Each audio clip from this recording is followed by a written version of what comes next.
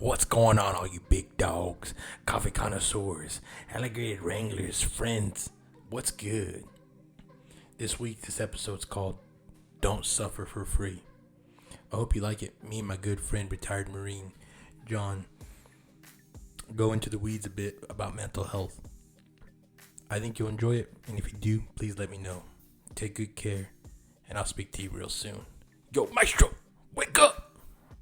You know what to do, dog. Peace.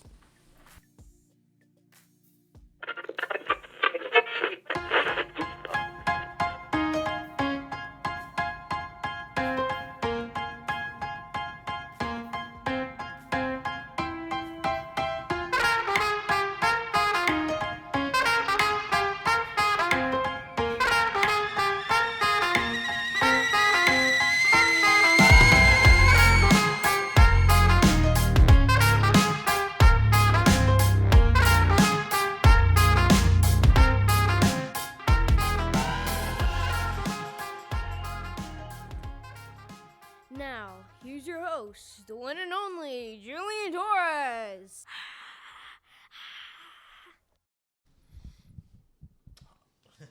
What's going on, big dog? How you doing today? Hey, how you doing, man? How's it going? Chilling, man. Dude, you can just grab this thing, dude. If you need to sit back, just remember that we gotta like kind of like a half of a fist away. We're good. Yeah. I can do it sideways like this, right? Yeah, like check 1 2. But yeah, man, dude. Thanks for coming on, man. I really appreciate you being here, dude. 100%. I appreciate the opportunity, man.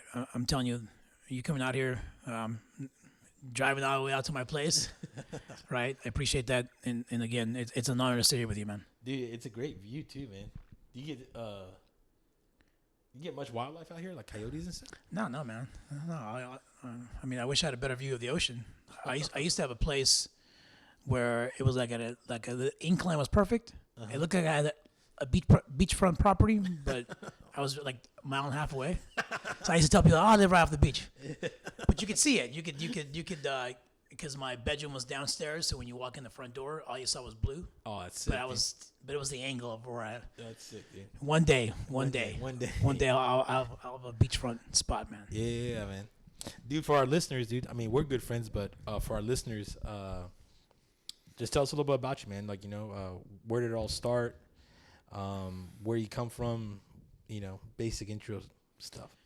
Yeah. I was I was born in California, man. North of LA. I was born. Had a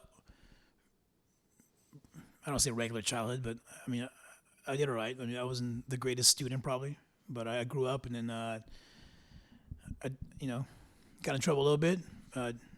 Got kicked out of high school a few times, but I graduated. I don't know how, but I did. And then around the age of 19, I decided, hey, you know what? I kind of got dared to join the military, and I decided to join the Marine Corps. And I served 20 years in the Marine Corps, mostly in the infantry. And yeah, man. And then once I retired, I decided to. Well, there's a whole backstory, but after I retired, I was in pretty bad shape as far as like my mental health. I was drinking a lot, so I decided to get treated. I was in treatment for about 18 months with a phenomenal psychologist, man. She's a life changer, and once I was done, my life changed, and I decided, hey, you know what? There's a whole lot of guys, a whole lot of dudes that I've served with that are still in active duty right now, that I know this kind of treatment or mental health in general would just be a life changer. So I decided, you know what? I'm going to do what I can to help my brothers and sisters right in the military, and I'm going to go and focus on mental health. So my initial thought was, hey, I want to be a psychologist, right? At that time, I was just finishing my psychology degree. That was my bachelor's, and I did the math. I was 39, 40 years old at that point, 41, I think. And I was like, by the time I become by the time I get done with my schooling and I do all that stuff, I'm gonna be pretty old. And that's a lot of years of me wanting to do this. So then my wife at the time, she said, "Hey, why don't you become a social worker?" Right? And I'm like, "Social worker? What the hell is that?" I always thought about social work like that's the person who takes away your kids. You know what I mean? But I'll tell you, man, there's a whole lot of things that clinical social workers do that a lot of people are not aware of. So I decided to attend USC, get my master's in social work with a focus on mental health in adults. And from there, I'm currently I work for the VA now. I was an intern and I'm an employee now. I've been there for a few years, and I treat veterans. I run groups. I treat veterans individually. I run groups. I work with anxiety, depression, trauma, emotional regulation, anger issues, relationships. I work with. I run a support group for the LGBTQ community. I run a group for perpetrators of domestic violence. I try to give them skills to not be repeat offenders, and just a whole laundry list of things, man. So at the end of the day, I'm working on my license to be a licensed clinical social worker. I should get that early next year, and then that's my passion, man. Is just to bring an awareness to.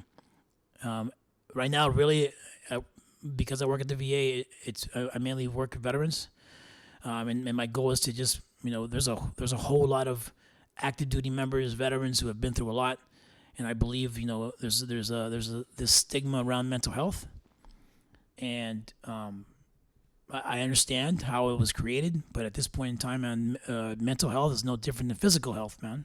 We have to look after ourselves. If you broke an ankle, you would go to the doctor and get it checked out. But once we have a mental injury, right? Because we can't see it, because we're usually visual people, because we can't see that, we kind of ignore it like it's not there. And then everybody around us sometimes ignores us like it's not there. And then we get asked, "Hey, how you doing?" That question, right? All the time. "How you doing, bro?" What's our answer? Yeah. I'm good. I'm good. I'm good. I'm good. When you know you're not. You know what I mean? But it's a very vulnerable place, especially for the veteran population, man. We are not health-seeking people a lot of times, right? So for you to be vulnerable enough to tell that person, "Hey, I'm going through this," that's a huge step. So my goal with talking to you today, or in the future, my future endeavors, I really am passionate about bringing an awareness to mental health, that displaying vulnerability as a man and female, both of us, males and females. It's not a show of weakness. It's a courageous thing to say, "Hey, I'm not good." Yeah. So that's where I'm at, man. I'm trying to. There's a whole lot of things I want to do, and I know we're going to talk about some things today, but that's my passion. Is I want to bring some awareness to some things, and I want to. I want men to behave better. I want us to there's a whole lot of things, man, we can talk about. But I think at that point, I'll stop right there. Dude, tell me about this dare that you got dared to join the military. Why would you even agree to something like that, though? If you would have met me at 19 years old, man, and it would make complete sense. So let me paint you a picture, right? So I'm like 18. I'm living at a friend's house. His mom was like my mother at the time, and she took me in. I'm going nowhere, right? I think I had like a 1.2 GPA at this point, right?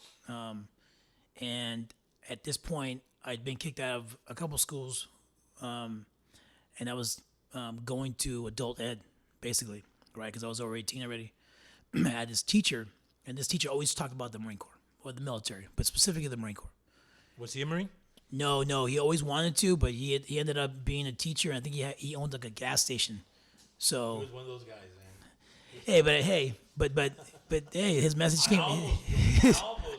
His message came through, man. Yeah. And then one day, I walk up there, right, and paint this picture. I have like blonde hair. I got like my eyebrow pierced. I got like my ears pierced. I'm that dude. And for the listeners right now, like who I'm looking at is like dark skin, net skin, shaved head, tattoos from the wrist all the way across, down his legs, completely tatted out, and so to imagine you with blonde hair, bro, and eyebrows, this is like. I was at a point in my life, man, where you know I was a very insecure individual. You know, there's a lot of things that I would just do to like act out. Like, I remember, I graduated high school in '97, right? So it's around the Bulls, like '96. I used to love basketball. I was a big Laker fan, but I liked the Bulls. You know, Everybody liked the Bulls. everybody liked Everybody liked the Bulls. but Dennis Rodman, man, Michael Jordan, all these dudes, and Rodman used to color his hair. It's like one day I was like, you know what? If he can do it, I can do it. If you could do it, I can. That was back in the day when I had like basketball aspirations before I stopped growing. You know what I mean? So, I just said, hey, let me dye my hair.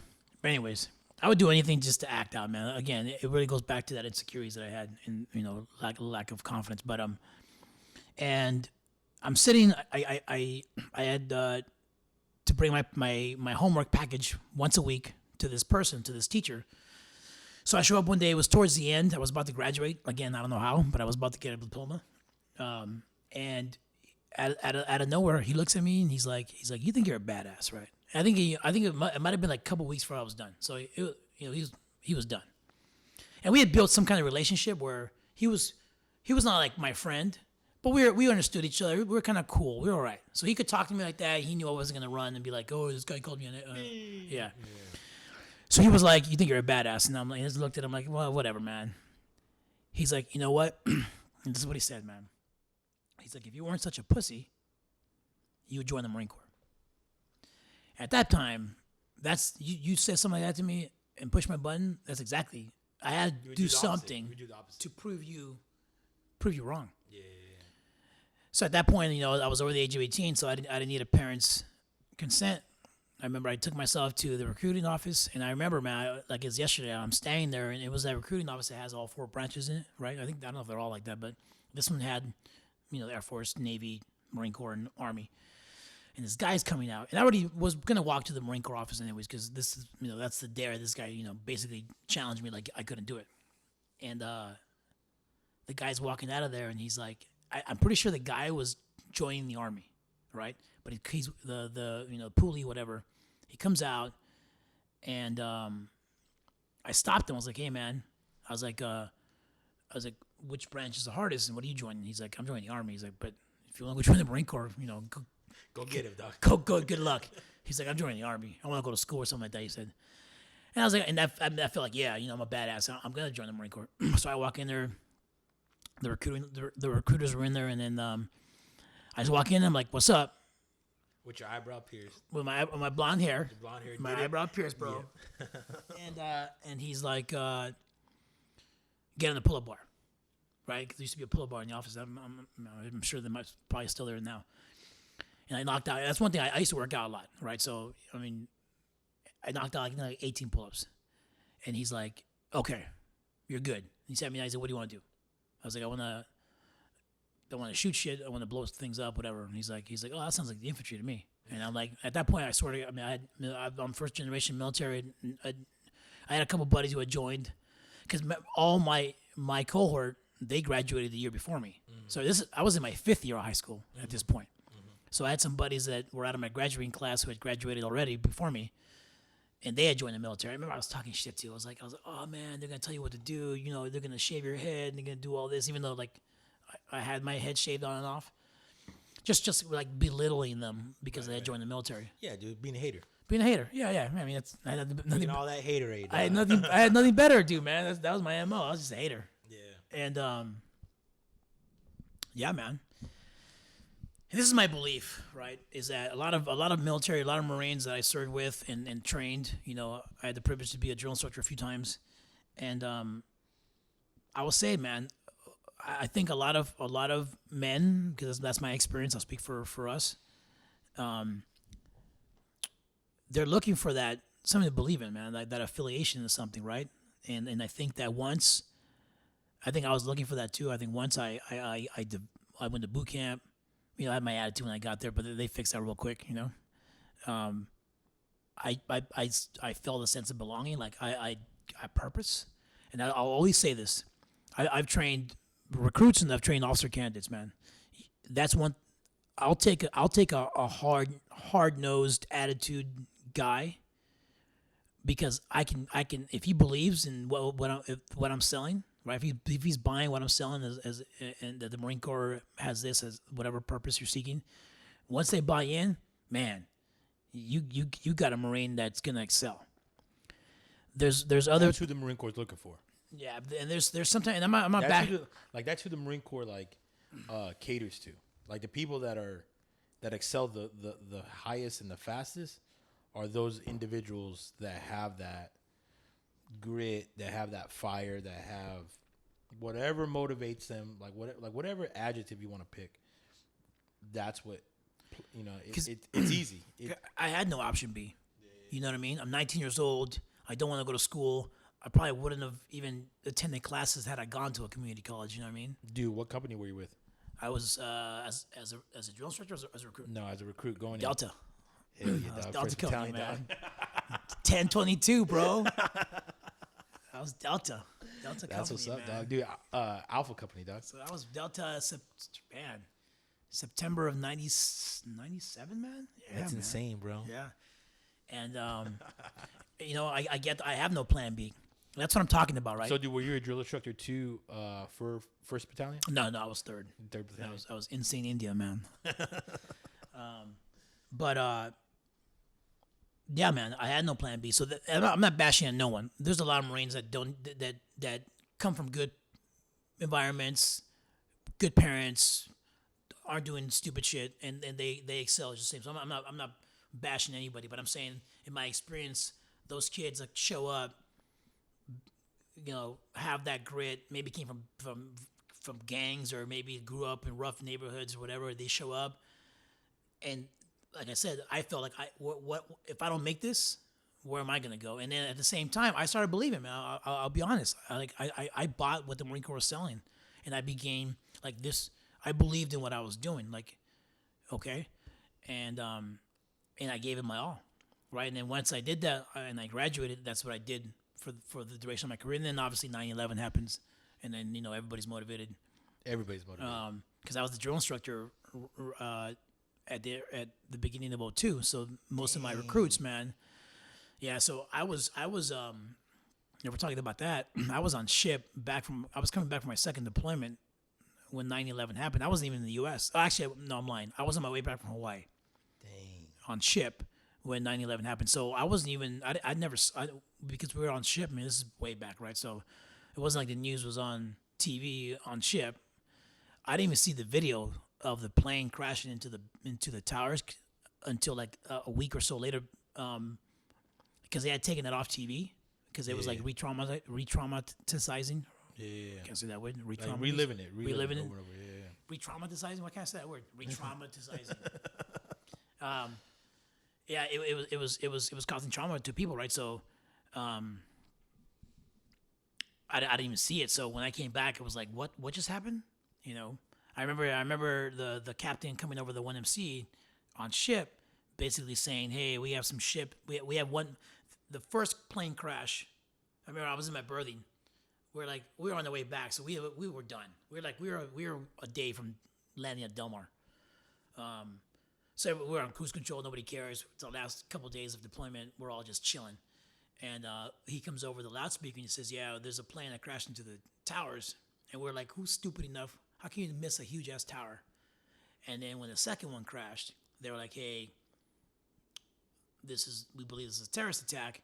And then Rumorville began, because we were Mass Corporal Underground. we were SOC qual, right? We were special operations capable at that point. So everyone was like, "Oh, maybe we're gonna turn around."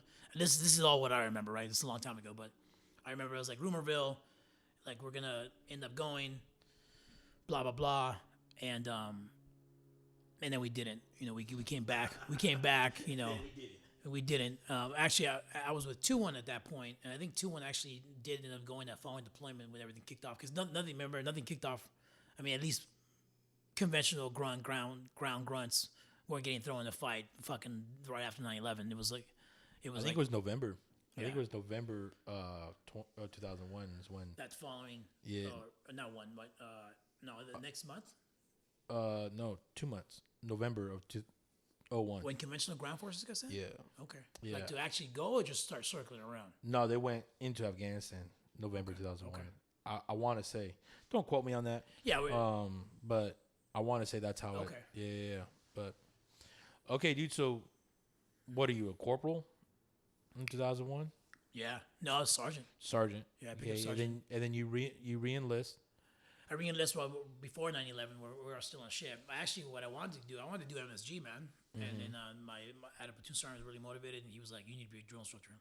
Like, I will always I'll always say this. Like my first unit, they were my everyone was a DI. Like literally, man, it was like final drill, marching the chow. Like literally, you know. So everybody was really motivated, and that really fundamentally grounded me to be a decent Marine for 20 years. Is I had really good leaders in my first unit. My CO was a Leftwich Award winner. You know what I mean? So he was like, it was this running joke, man. Every single time that dude came out of the tent, I swear to God, it looks like he had a dry cleaners in his tent. I'd never seen that dude's camis wrinkled, man. And this is the captain, right? The CO. His sleeves like on point, like Immaculate. I've never seen anybody like that. And we'd be in the field, everyone looks like shit. The dude's in the field with us. It wasn't like he was like driving to the cleaners to get new camis, you know what I mean? Yeah. And he came out, man. This is the old school Woodlands, you know what I mean? Starched out, man. We were like, how's that dude come out of even his cover, bro? Like even his cover. His cover was a weapon, dog. My cover looked like shit. It was in my cargo pocket. You know what I mean? Even his cover came out. We were like, I mean, he's a general now, so I think he's still in. That's what's up. So that tells you something right there. But and he was like on point, man. It was an awesome experience. But yeah, I was a sergeant then. I got orders to the drill field then. Served as a drill instructor then. Made it back to the grunts. Did some time there. So like you did a 2-year stint on the field, or I did 3. It was 3 years. It was 3 years. So 3 years, and then so you go back to Pendleton. Yeah, go back. Yeah. And then now you're in like a straight up victory. You know you're gonna go to war. Yeah. And that I How did that feel, like training dudes? Dude. You know what I mean? Like training privates to go, and then they're gonna be saltier than you are because they'll be getting like their second, third pump, and then you're finally getting in the game. You read my mind, man. As soon as you started, like, as soon as I'm thinking about, because again, this is like history, man. I'm reliving it in my mind as we're talking. That's the first thing that came to my mind. It's a perfect question you just asked. It is exactly right. So here I am, right? When I went to the drift field, I was shit hot. I thought, right? I had a couple NAMs. I'm a sergeant. I get to the drill field with my 5 ribbons, and I get back. I'm a staff sergeant now. And I'm seeing privates with salad bar, Comvs, combat action ribbons, multiple combat action ribbons, and some of those Bronze privates stars, they got busted down.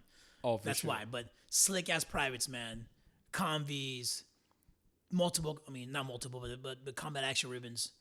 Could have been multiple. I mean, they could have had a star. Yeah. There's a couple of those. And here I am walking, bro, with my the only thing I got was the DI ribbon. I think we got the fire watch. I might have got the fire watch on the drill field. I can't remember. But that's me walking down. Staff sergeant, right? I'm like, I remember I was walking. I just checked in. I'm walking to the armory, bro, and I'm talking about these dudes, these kids, right? At that point, These are Lance Corporals, PFC, Lance Corporals. I'm walking, and not that I needed a greeting, bro. You know what I mean? But like straight up, look at me. Look, you could see they're looking because I was in Chucks. You could see what they were looking for. Oh yeah, for sure. And obviously, They're looking for your where's this service record book? Where's this dude's car at? You know what I mean? You know what I mean? So, I was getting out of the way out of their way, bro, as I was walking to the armory to get my shit right. And yeah, man. So yeah, that was an experience that I tell you I take 100 times over. Right? I mean, things worked out for a reason. We were dying on the drill field to get. I had buddies. I had a buddy, I think, who actually wrote a letter to somebody and said, "Hey, I'm an infantry. I'm a platoon sergeant. Put me in, coach. Can I get off the drill field early?" Because all of us, I got orders that none of us knew. I mean, you get orders. I got orders to the drill field months before 9/11. And everybody at that point, everybody was trying to get out of them. You know what I mean? And that one isn't going to happen. You know what I mean? So we need you. we need you to go make Marines. Yeah. And then there was dudes I think on the drill field, if I'm not mistaken. I guess throughout this conversation, if we're talking about history, if I get my facts wrong because I can't remember everything, but I'm pretty sure there was dudes who like stop lost and they couldn't. Their orders to go to whatever units were stopped in sometimes, and they were kept on the drill field. At some point, Just to meet the demand. just to meet the demand, man, because we were pumping out. I mean, I tell you what, there was a point where the best of the best is not what we were producing because we needed to get Marines into the back to get them in the fight. to get them in the fight to the units. Yeah. So yeah, man. So when I get back to, I'm at 3-1 now. We're like, so when I went through boot camp, we were talking like 85 recruits in my platoon, something like that. It was insane. When'd you go through again? 2007. So there was. Oh yeah, you were at the. It was height. 3 rows. Surge. Yeah, it was like 3 rows of dudes in the squad bay. There was 1 row down the middle, and then That back row in the back. Yeah, It's not even meant to be. yeah. I think my biggest platoon, man. My biggest. Is that? platoon- Am I remembering that correctly? No, Like, yeah. No, yeah. I think my biggest platoon. And I was a hat like 0205, right? So my biggest platoon. I want to say it was either 91 or 93, man. Was my biggest platoon. That's insane. That's a lot of dudes. You know what I mean? That's a lot of dudes in the pit, dude. Oh, it's a lot of dudes in the pit, bro. There's no elbow room in the pit. hey, you know what? That's a lot of dudes on light duty on final drill day. You know what I mean? there's a lot of somehow all the ditty buffers, those dudes are all hurt on final drill day, bro. Yeah, they're all sick, dog. They're all sick, man. Yeah, they got pink eye. They got pink eye. You're like, you know what I mean? But yeah, man. Getting back to 3-1. Dude, I was in the booger platoon, dog. Were you? I was in the booger platoon, dog. But that's the story of my life, dog. I've always been in a turd platoon, booger platoon, pork chop platoon. It was man. But dude, that was me, dude. I mean, I was there on final drill day, but a lot of dudes weren't though, dude. A lot. Dude, we had like 2 rows on final drill day. I tell you what, I could teach some drill, man. But me, a driller, I'm the same way, man. I sucked at like recruit or even sometimes I did okay. I got by, but if I'm being honest, like drill wasn't my. I think when I was a hat, because it was like you had to be a good drill instructor. You had to like drill, and then I'm competitive, so I needed my the stationary shit to be on point. You know what I mean? Yeah. But yeah, man. Even now, like once I left the drill field, like that's one thing I don't run around calling cadence and all that shit, man. I mean, I got the voice I got that stuck with me, but yeah, I don't walk around with calling cadence to the hallways, man. I never did. You don't do column lefts in the house, dog? I don't do that shit in my house, man. But I will say that it was a very humbling experience to get back to a victor unit after being on the drill field and missing basically the invasion. So I had this mentality, man, and that's where I really started. I really started my development as a leader, because I wouldn't say that prior to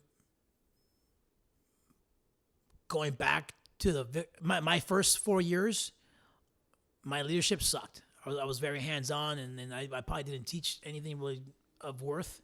I think after I came back, I grew too. I'm mature. I'm a staff sergeant now. My maturity level, it was a little bit better. But I decided, man, I was like, hey, you know what? I have 2 choices here. I can pretend like I know, because remember when I left to be a hat, my suite was a M16. And maybe me and the lieutenant had a pistol. Yeah. Actually, I did, because I was a section leader for I'm a machine gunner by trade. So hell yeah.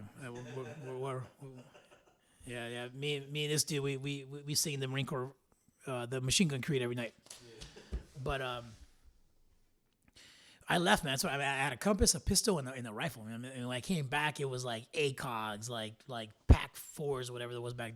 Everybody had this. I mean, I had like 15 freaking rifle armory cars. You know what I mean? That wasn't the case. So there was even systems when I left, like javelin. What the hell's a javelin? When I came back, I had no idea what because when I left, the Dragon, I think it was there, or whatever weapons company. But yeah, javelin. Like I never. There was some other stuff that I'd never seen, and I had two choices, man. There was some other Did dudes. you have the 240s? Yeah. I had 240s when I left. Okay. When I got to my unit as a private, as a PFC, they had just come off the 60, and it was a 240. So I grew up with a 240, yeah. But then I think when I came back, it was like a 240 Bravo or something. Oh yeah, the 240 Golf when you had to adjust the gas regulator. Yeah. So there's been a little bit of changes here and there, but I had like I said, man, I had two choices. I could either pretend like I knew, or be legit with them. Be like, hey, you know what? I bring experience. I bring skills. I have this. I have that. With the one thing that I'm not gonna fake the funk that I have is combat experience. I don't. So the weapon systems, what you all do, give me this, give me that. It doesn't take away from the fact that I am because I went to weapons company when I came back. So my first unit, my first enlistment, I was in the line company, and then when I came back, I went to weapons company, as a section leader. So heavy guns. Yeah, heavy guns, and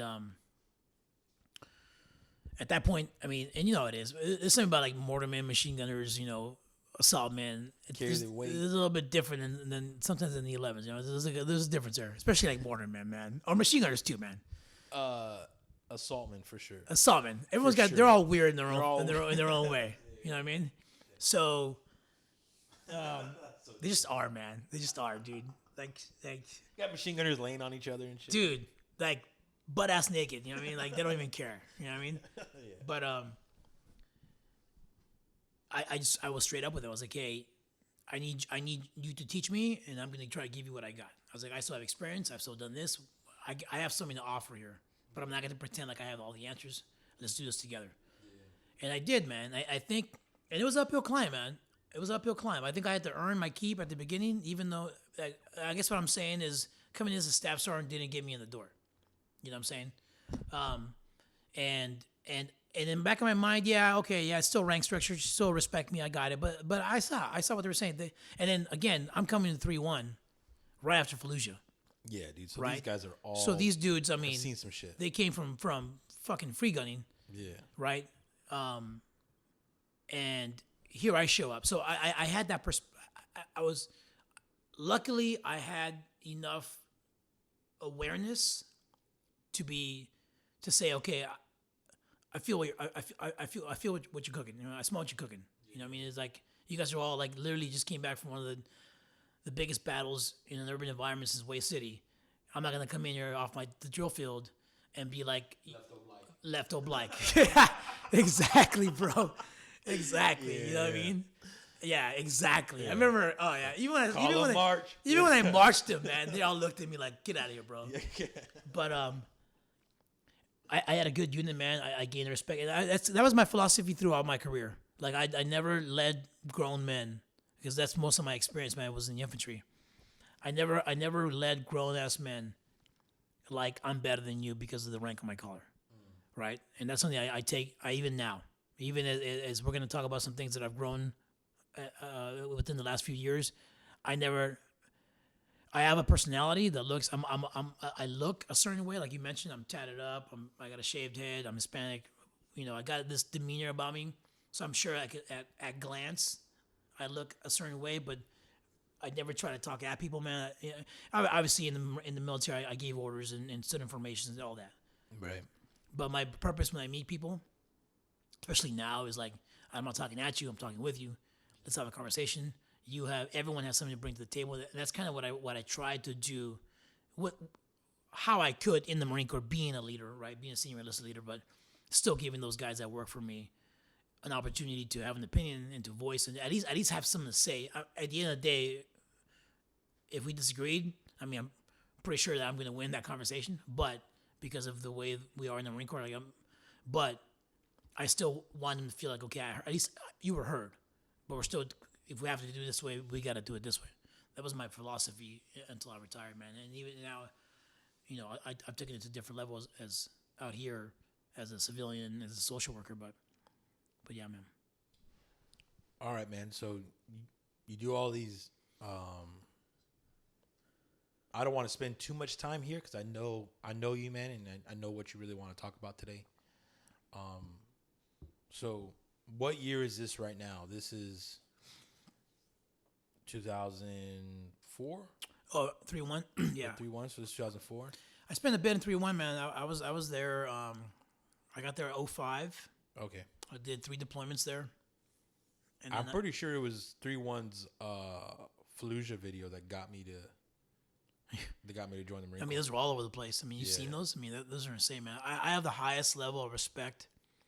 I remember all the guys I served with, and there's some still guys I still message, Facebook, stuff like that. A lot of those guys were in my platoon, the following deployment, and then even did some of them did a second deployment, which would have been their third with me on my second deployment to Iraq. And that's one thing I had to always say when I think about those men, man, and everything they endured. That's one thing I'll say, man. There's a lot of growth that I'm going to talk about now that I've experienced in the last 5 or 6 years. But I tell you what, the experience that I had in the military with those brothers and sisters that I served with, and the things that we've endured, and things that I've been part of, things that I've seen, men and women do some amazing, resilient things. I mean, I'm in awe. I'm not the man that I am today without them. And there's people I think about now. If I started naming them, man, we'd be here all day. That I think about, I served with, or taught me something, or I saw them do something, and I'm just in awe and amazement of their resiliency and honestly, man, that's what's led me to even today. If you want to really be, if you want to be simplistic, I mean, I'm here today talking about things I'm going to talk about as far as mental health and awareness and men being better and because I think there's a lot of things that we endure in the military as veterans, as active duty, and then becoming veterans, that you need those qualities to survive. You need those qualities to do your job. You need those qualities at where rubber meets the road. You need that shit. Yeah. But then when you get out, some of those things don't serve you anymore, man. And some of those things don't serve us while we're in. But I had no on and off switch. I did 7 deployments, and I was coming and going for 20 years, man. And that impacted, and we'll talk about that later, that impacted my relationships. That impacted my luckily, I didn't have my kids until later on in my career. I mean, I retired, and my son was 3, so he only really endured 3 years of me in the military. I have to commend parents who serve while trying to raise kids, man. I can't imagine that. I remember I left my son. My son was born. I had to go to a school. So he was born 30 days later. I went to a school for 9 weeks, came back for a few months, went to Afghanistan for 6 months. I missed his first year. That I still think about that now. So I commend people who serve and they have kids and trying to be parents, man. It just... Dude, my boy was born in May of 2010, and I deployed in June, and I got hurt in July 2010. You know what I mean? Dude, he was still wet behind the ears, dude, when I said goodbye to him. You know what I mean? And that was tough, dude. There's pictures of me crying, dude, and I remember being on the bus, being crying, and dudes were looking at me why is that dude is he? It's dude, I just said bye to my son. You know what I mean? No, yeah, man. It's weird. I mean, it's a whole different ball game, man. When you have a kid and you're getting deployed, it's insane, dude. No, and again, man, putting it all it's one thing to go on a booze cruise, and danger is imminent, but when you going deployed, you're going to go whip it on, and that could be very well that the person that's saying goodbye to that kid isn't the same person that's going to come back, either physically or mentally. You know what I mean? Something is going to change in the short amount of time, in 6 months, 7 months, that will forever change that individual. And imagine that. That parent saying goodbye. And imagine the wiring, right? We're talking about the person that is the mentality it requires for you to say, okay, I got a job to do. I got to go do this. Knowing everything you just said right now, knowing you're going to come back a different person, knowing that you make, let's be blunt, you may come back in a box. And you're still saying, well, I got a job to do. Yeah. Like that wiring, like that mentality, that's what I'm talking about is, at least for me, let me not broad, at least for me, I had no on and off switch. Like my switch was, I tried to turn it off. I tried to like put it on, whatever, like sleep. Yeah. It wasn't, man. And honestly, there's a lot of good things that I'm proud of in the military that I did, but it was because of if I'm being honest, like I had no emotional capacity, right? My emotional intelligence was very minimal. Those are things I did not require for me to be successful. Empathy, I didn't even know what that word meant. Couldn't even spell it, right? And I often probably mistaked it for sympathy, which is two distinctly different things. And that's what's led me to this work that I want to do going forward with becoming a clinician and why I'm so passionate about mental health and just within the veteran population, man, just helping veterans, men and women, through my experiences here is that we forget sometimes that once I leave the military and I get out, those things don't serve me anymore. But then you're wired. They're hardwired. Yeah. So how do you? When did you like retire? And then when you retired to when you started school? What was the time frame there? So crazy, man. It is that I remember I thought I needed a bachelor's degree. I knew that you needed one. Eventually, I was going to get out. So I was like, what can help me? And this is like out of nowhere. Like, what can help me? What degree can help me? I didn't know what I wanted to do. Honestly, there was a point in my time where I thought I was going to do 30 years in the Marine Corps. So I was like, psychology. I can understand all these dudes better. That was my mentality. So I just picked psychology. Let me tell you this. At that point in time, that's around 2013, 14, 15. I didn't believe in mental health. If you were depressed, go for a run. You have anxiety, go for a run. You got issues, you're sad, whatever, go for a run. That was my answer to you. In the most empathetic way, right? In my own way. Like I wasn't being an asshole to you, but my thing was like go suck it up. Yeah. Go harden up. Go put a ruck on your back and Camp Pendleton's got a lot of mountains, a lot of hills. Yeah. Go sweat it out, you'll feel better. Go to the gym. Yeah. You know what I mean? And that's one thing that I think about now, like that's fucking wrong, man. I would say that there's so many dudes right now that I serve with that are in now that I tell you now, by the time I retired, man, I was an alcoholic. I was blacking out. I was barely making it to work, and I'm not even aware that any of those were issues. Not even aware that any of that was an issue until I got out. So I get out. I retire in 17, right? I'm doing a psychology degree that I just randomly picked. Let me completely be honest and disclose. The weekend I retired, I went out somewhere with my wife at the time and to a party, got drunk, blacked out, pissed myself. Couldn't find my ID, couldn't find my license, couldn't find my newly issued military retired ID that I had gotten. And that sucked because I had to go on base to PMO and like do a police report. That was fucking embarrassing within itself, And those cards were in my pocket, bro. That's insane, Dad. That's how drunk I was. So I must have taken them out of my pocket. I found them in my bathroom drawer. Like weeks later, I was looking through my bathroom for something. And I swear to you, my fucking driver's license and my military, they're stacked neatly in that thing. So that's how shit-faced I was, that I probably taken them out of my pocket and I put them in the bathroom in my stupor, whatever. I felt so fucking stupid that I wrote myself a note, and I was like, never again.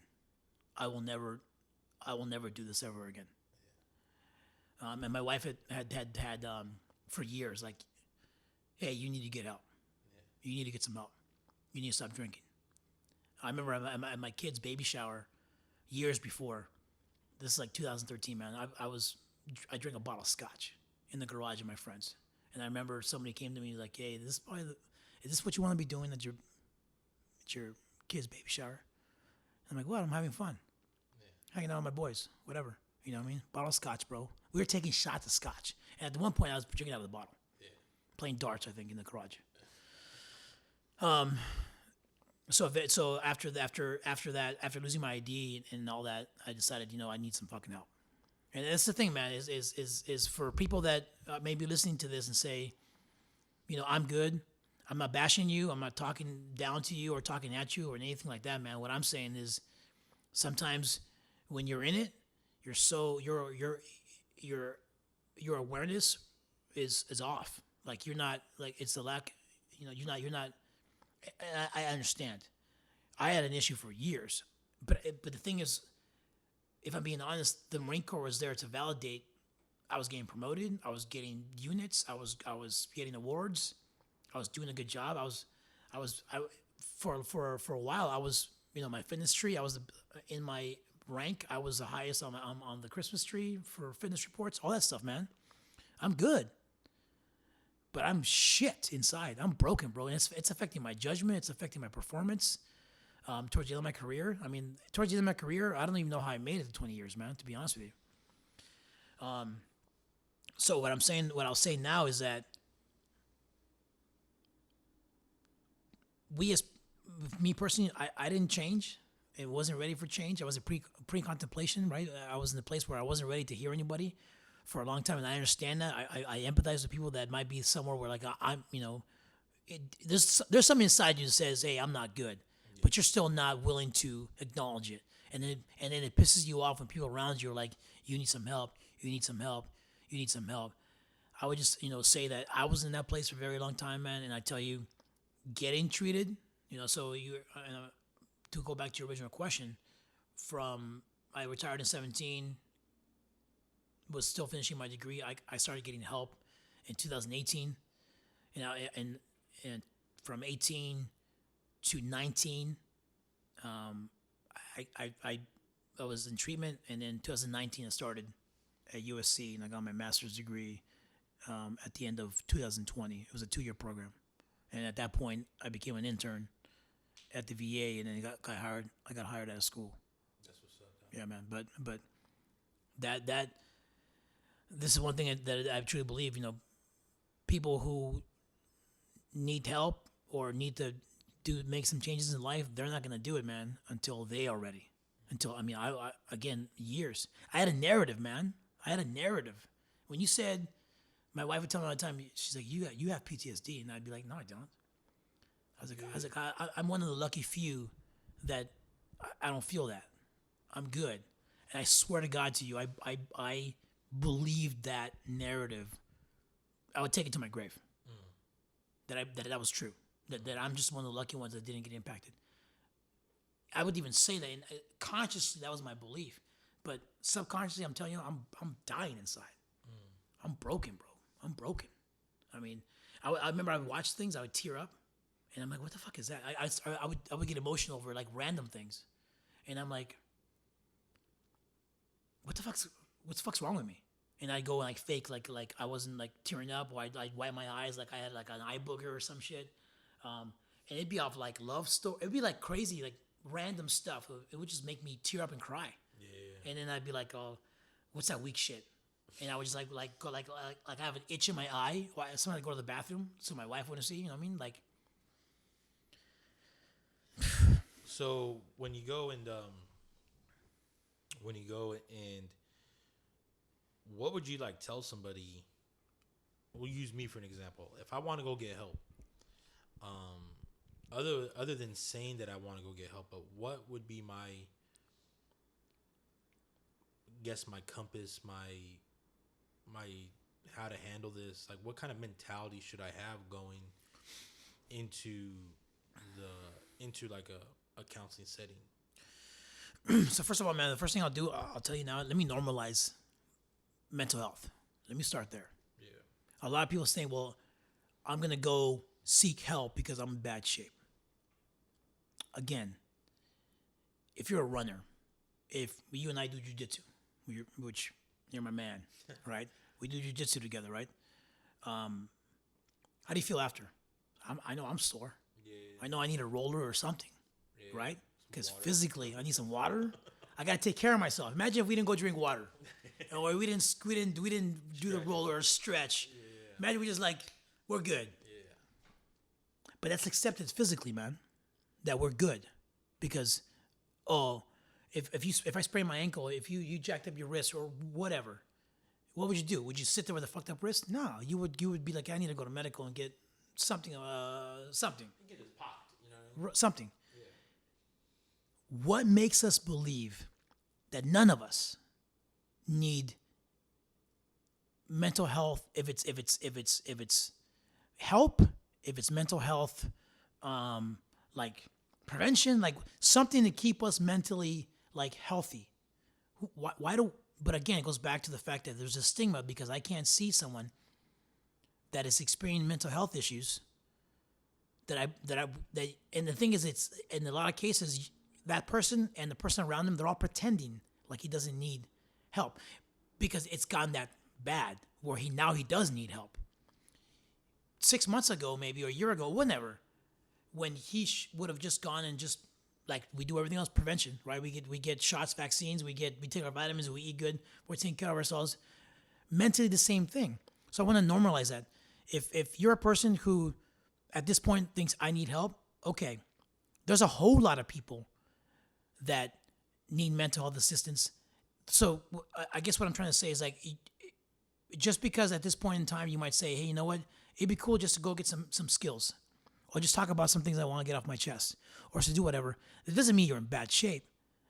That just means that you're a human being.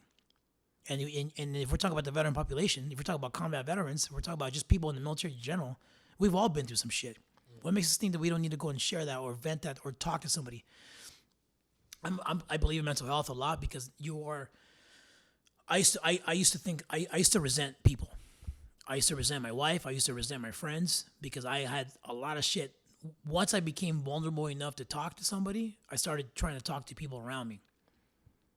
A lot of people are unskilled. Doesn't mean they're bad people. They're unskilled in how to respond, man. Yeah. There's an art to mental health, right? So you're telling me that, like, let me see if I understand you correctly. I need some help. I need some psychiatric help, some counseling help. And instead of going there, because I don't trust that individual, I will go to my buddy Johnny, and who's not school trained, who's not, it's not his career, and I'm gonna like emotionally throw up on him and expect him to cipher out what I need to hear. Is that?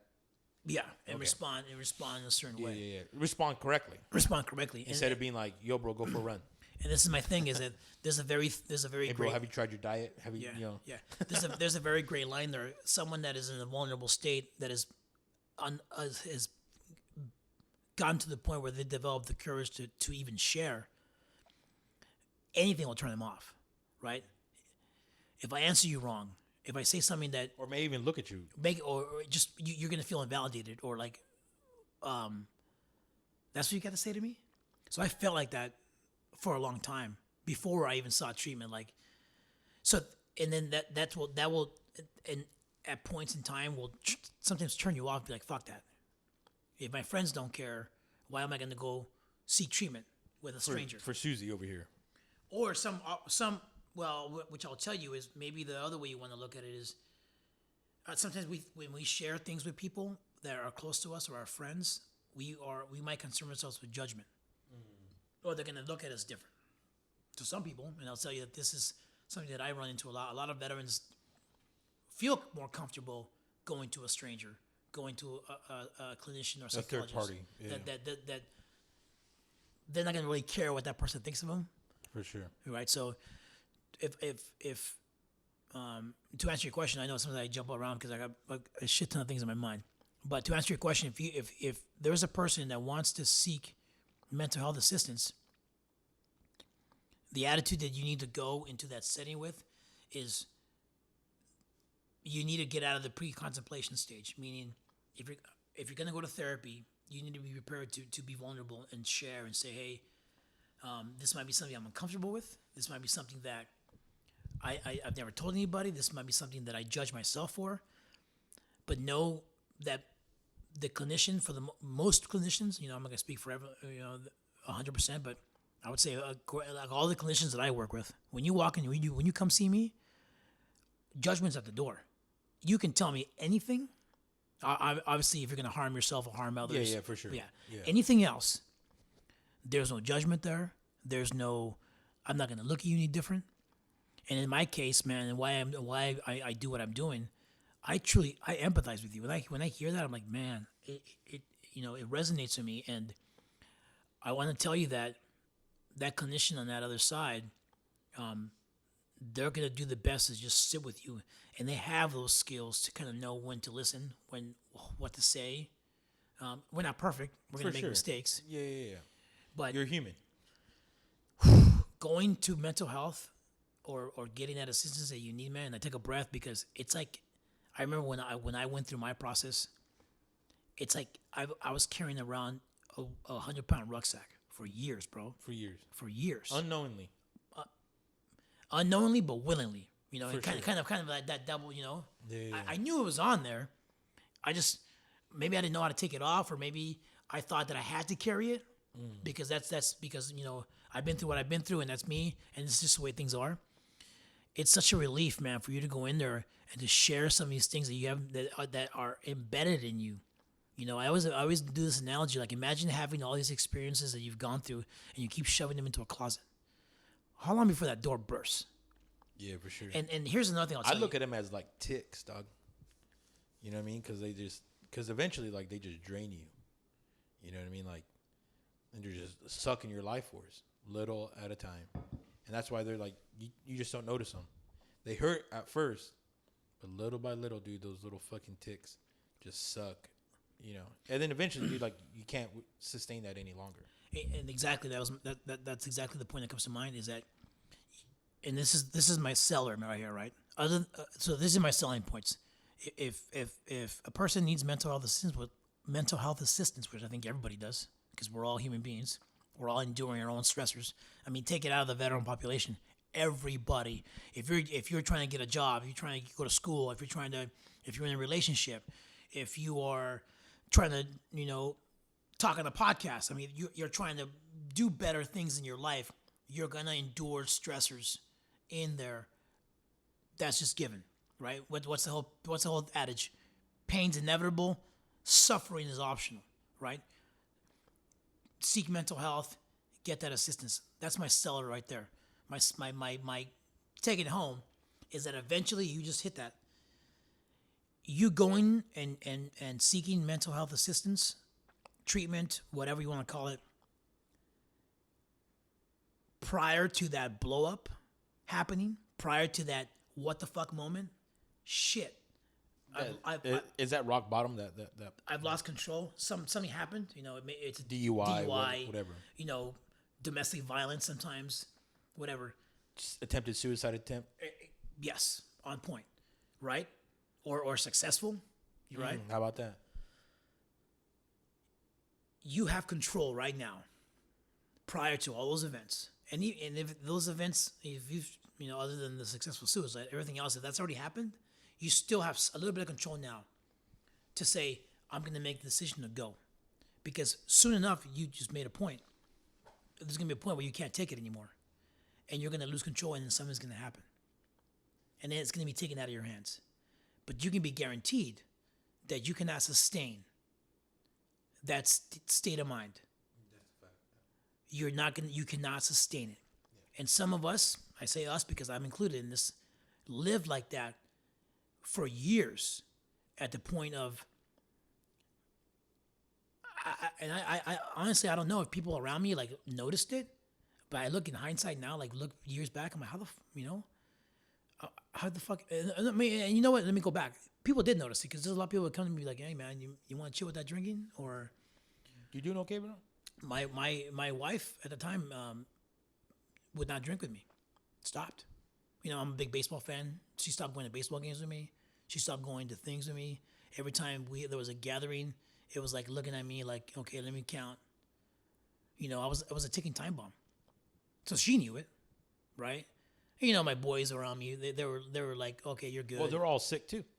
Yeah, for the most.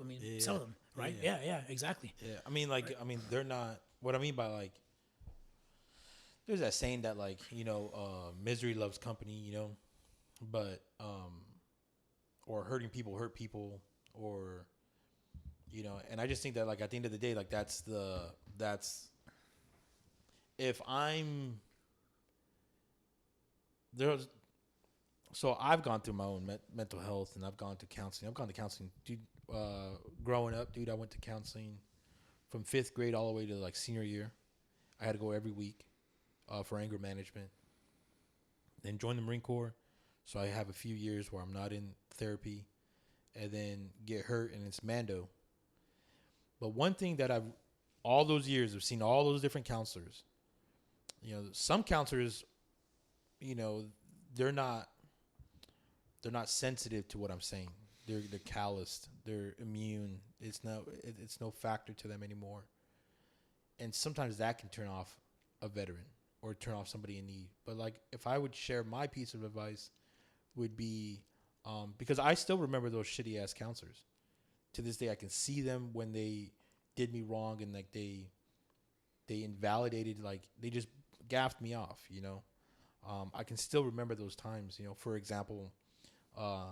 And I talked to this about with Ashley a lot, is that there was a dude named Edward, and Edward had replaced my first counselor, Alan, and Alan was a saint. And this guy, Edward, he was, I was telling him about how I was like really scared of my parents, and I was scared of this divorce stuff, and I was scared. And I have a tendency to like, lash out at kids. And this dude, Edward, I catch him going, here I am, like doodling in the sand, emotionally going through this shit as a fucking 5th grader, and this dude's falling asleep. This is the first time I've ever said something like this. This is the first time I ever came to a conclusion of like how I've been behaving, and he's falling asleep on me. And I just get up and I walk out. I say, thank you for your service. You know what I mean? Pretty much. So my advice to somebody who's going to experience their Edward is that's not everybody, man. Like, if you're serious about getting help, commit to getting help. It doesn't matter who it's going to be.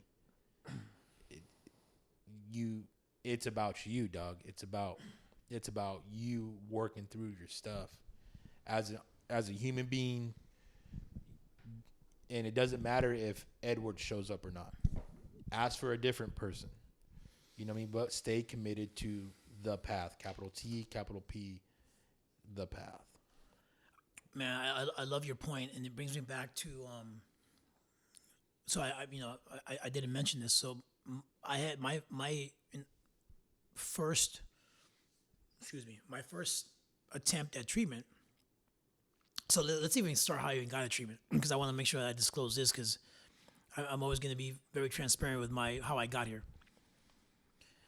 I didn't go and get treatment because I was checking out of my unit to retire, and I had to get the psych's signature on my box. And I'll give her this because she caught it.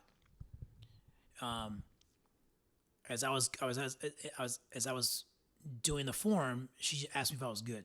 How am I doing? And I kind of looked at her like, I'm good. With that look, you know what I'm saying? A lot of people give, they're not good. But me included, most of us be like, okay, bro, take care. Because stay hard. Stay motivated, right? Because it's messy, man. And a lot of times, a lot of us are going through our own shit. I don't know what to say to you. Prior to me being a clinician, I had no idea what the hell to say. You know what I mean? For as much as I talked about being resentful towards my wife or my friends, I mean, you put John in that predicament, John doesn't know what to say. You know what I mean? So it wasn't. So she caught it though. she that's why I do that now as a clinician. When I see people that have a look on their face that I know it's like a look on their face, I don't take that. I'm good. I'll circle back and be like, hey, what's up, bro? Because maybe that'll be what this woman did to me. Yeah, pulling that one thread. She pulled it, and she's like, well, I'm available if you need something. She looked at me like, But I went to so I wanted to, my thought process back in the day, and a lot of veterans feel this way. Like I wanted if I could get a veteran psychologist, that's what I want, because he's gonna know what I'm talking about. And I'll say this, going to your point. If you're serious about mental health, about change, about getting out of the situation that you're in, and I have this saying, right? People don't change until the fear of their situation that they're currently in supersedes their fear of change. I'll say it again, man. They don't. People sit where they're at, knowing something's wrong, but they will not attempt to change because change is difficult. Growth is uncomfortable until their fear of change, supersedes, or until the fear of the situation that they're in, or the other way around. Yeah. Okay. Yeah, the fear that supersedes. I always get that. Change. Yeah. So when I saw treatment, there was a psychologist at my unit as I was checking out that was in the Navy. I think he'd been in combat, whatever. I went in there, so I tried it with him first, even though she had kind of offered, but I tried it, and he was kind of like, "Oh, I know what you're feeling. I know exactly what you're feeling." Boom, stop right there. You have no fucking idea what I'm feeling. You have no idea. I give and I'll say this again: 2 individuals could be in the same fucking fight, same combat scenario, and will You're the experience machine it. gunner, I'm the A gunner. We're there together in the same exact fight. Yep. We will experience that completely different. Completely different. So when he said that, Even so much that like the person that you're fighting could be physically wearing a gray shirt, but you see it as blue, and I see it as green. oh yeah, describe. There's buddies like we talk about fights, and we're like, I don't remember that dude, and I'll be like, yeah, man. I'm like, what are you talking about? And it's factual. And it's factual. We're both dead set 100%. But you're going to process that different. So that dude, that guy, that psychologist, veteran, was like, turn me off, man. So then I ended up going back to the civilian female psychologist who never, I'd love to ask her. I've always meant to ask her this. I don't think she's ever picked up a weapon. And if she did, it was, she's just She went to the shooting range or something. And she was awesome at validating me, at being empathetic, at sitting there with me. So even as you said, I had my first try. And remember, at this point, I'm not who I am today. I didn't believe in mental health. The fact of even trying was something that I wasn't open to. But I knew something was wrong. You were misfiring. You were like, yeah. I was on the verge of getting it, and then obviously we talked about me losing my ID and pissing myself the day I retired, and that was the send off where I just fucking need some help. That's ground. Yeah. That was ground zero, but she always made a point to be like, I don't know what you're experiencing, I don't know what you've been through, but I'm here with you. And that's one thing I will say again. Even that right there, that hits me in the heart, dog. Like. That's real, man. That's exactly what she would say to me. She's like, I have no idea what you've been through. I have no idea what you've experienced, but I'm right here with you. Dude, that's so funny too, because like I refused to go to therapy initially after I got hurt. Refused because I went to the person who I was supposed to go, and she was like, okay, like what's some of the biggest problems that you have in the time to. With your new injury, Julian Torres 2.0, and I was like, I have a hard problem not wearing pants or something to cover because at the time I had tons of scars. Yeah. Something to cover my scars because I feel like I'm maimed. Yeah. And I don't want to be maimed. And she was like, "Oh, you're not maimed," and I was like, "Bitch, look at the fucking definition of maimed. That's what I am. Yeah. Like, fuck you. I'm out." Because I was like, it was a trigger from Edward back in the day, and I'd like to hear what you think about, having an adverse childhood experience, and how much does that carry over to the service? You know what I mean? But yeah, dude. So she was triggering me there, and I was like, I'm out, and so I shut down, and so now I'm having to go through all of that stuff again, because I've never really, I've gone to therapy post injury, but it's been like for other things other than PTSD, and so now here I am in 2022 having to seek treatment because of what I didn't do back in 2010.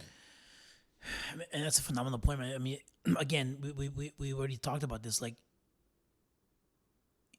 you are not gonna sustain where you are. Yeah. It's gonna get you. And I'll sell this again. You have control of it right now. If you're in the position where that oh shit, oh fuck moment where I can't take it back,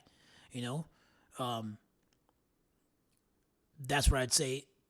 And let's go back to: is it gonna be is the mental health treatment road sometimes like the easiest path?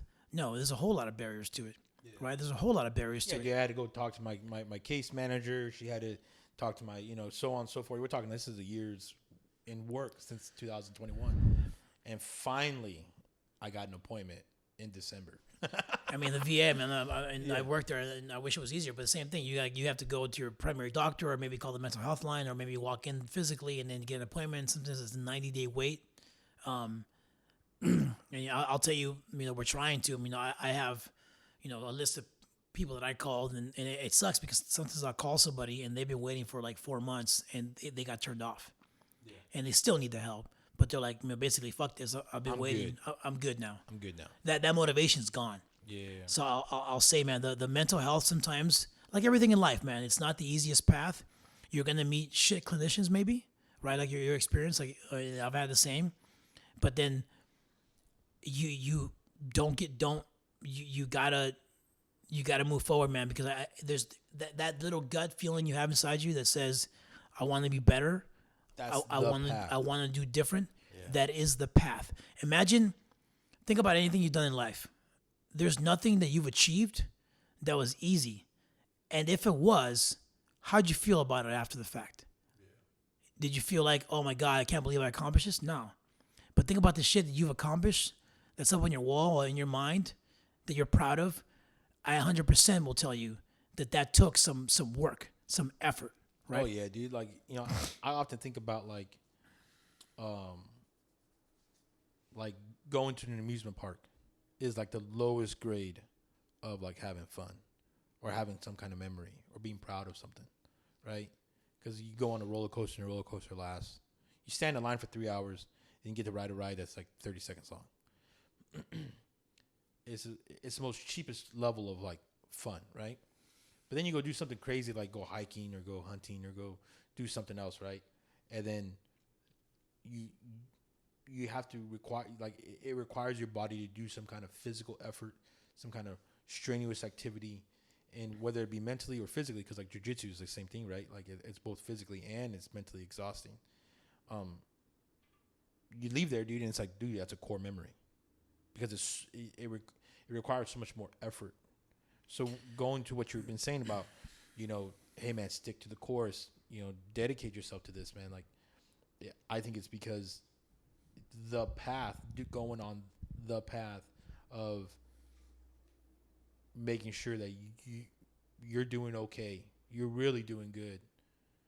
It requires so much more effort. And it's something at the end of the day you'll be really proud of. Man, I just thought about something as you're talking, and I'm like, and there's a podcast that I can't remember the gentleman's name, so I apologize, but it's basically that, right? It's the journey, right? The journey to change in itself is a reward. And he said something I'm gonna bash it all up, but he said a person who loves the walk, loves the journey rather than the destination, will experience more growth, right? So if I'm let's go jiu-jitsu, right? We both have competed in jiu-jitsu. You train your ass off, put on the hours on the mat for maybe a couple of 6-7 minute At round, most 5 minutes. 5 minute round fights, right? But we work months in advance for that little Blip of a time. blip of a time, right? But you're going to remember all the work that it took, win or lose, when you get off that mat. That journey that brought you there, that's all a package deal. If you focus on the destination, on the win or the loss, then you have a 50% shot of leaving defeated or lost or unfulfilled. But if you love the walk, if you love the journey, and that's the way that you look at life, you will achieve and reach your goals as a side effect. True. Because That is the goal. Because you're not concerned with I gotta go do that. I gotta go win a gold medal in whatever tournament. I gotta go do whatever. No, I'm gonna work my ass off. I'm gonna get to the tournament. I'm gonna experience the competition. I'm gonna leave a winner no matter what. Right. And eventually, and if you look at that in all aspects of your life, so if and I'm oversimplifying this because I know mental health has a lot of layers to it and a lot of things to it, but it's the same thing. Like, once you're aware of something and once you say, okay, you know what, I want to better, I want to change, I want to grow, I want to get out of whatever I'm in. Once you've accepted that, you have to accept that there's a walk and a path and the journey is going to be associated to that, right? Without that acceptance, you aren't going to get anywhere because anything is going to derail you or knock you off your path, and you're going to be like, well, I'm done with this. So that's kind of, again, I go back to your question, like that's kind of like, there's a lot of answers to your question of like, what would you tell someone that's seeking mental health? But you got to start with that, getting out of that pre-contemplation, developing the awareness that you need help, but then understanding that this is a journey. My mental health journey, I've been at it now, man. I've been at it for over 5 years now. I'm barely scraping. Yeah. I'm still like, you know, we're talking about baseball. I'm in the dugout, bro. I'm still looking for my bat. You know what I mean? Yeah. Let's go Padres. Yeah. Get out of here. All right. Don't derail this podcast, bro. We're talking about the Padres. But that's how I feel. Yeah. I'm still in the dugout looking for my bat. I'm not even in the bat. I haven't even, you know, one day I'll make it to first base. One day you'll make it to the bullpen.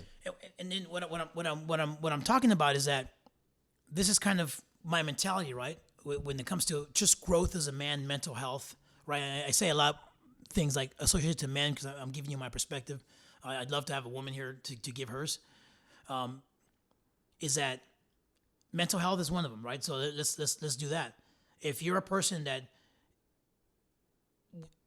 knows there's something going on, has the awareness, accept the reality that this is a journey, but accept that it's going to lead you, not to sound corny, to the light, man.